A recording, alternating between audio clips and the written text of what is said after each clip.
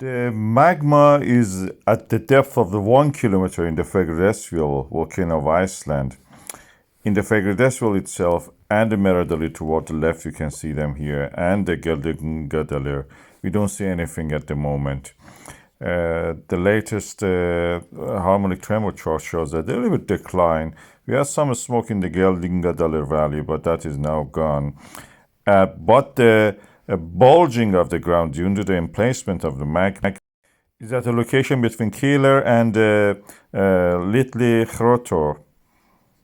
So it's quite possible somewhere around that area, northeast of the Fagradalsfjall and Litli volcanoes, we will have this new eruption.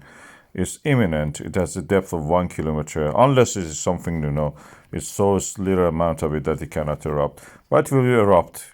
I have a video from the last year when I made it, and I predicted when the next eruption will be. Watch that one also. I'll put it at the end of this video. Why Fagradalsfjall volcano cannot or will not erupt?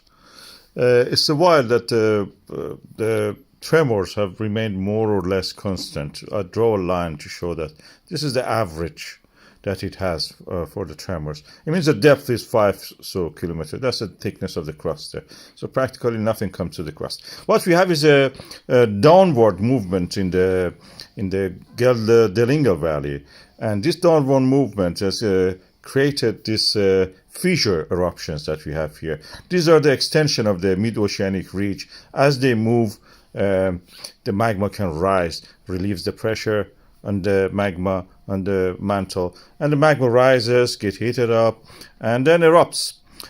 What we have now in the north of this area, when the extension is happening yet, in the south, we had this extension already happened. In the north, we don't have that extension. It has to move, otherwise the land cannot actually accommodate this movement which happened in the Fagradalsfjall. So the north side has to move also. That's the reason we have this earthquakes. Swarms of it's like a zipper practically. The south part is open, north part has to open up to accommodate this movement that we have here. This is the view toward the Keilir volcano. We have a lot of tremors in that direction. Keilir, of course, itself is just a hill.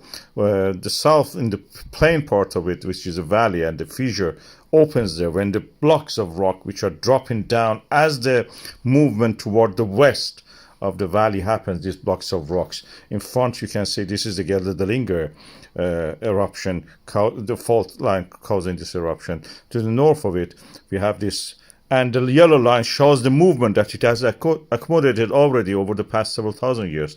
Now we have more movement in this direction, cause the eruption practically, these movements. It has to move on the north side to accommodate this motion.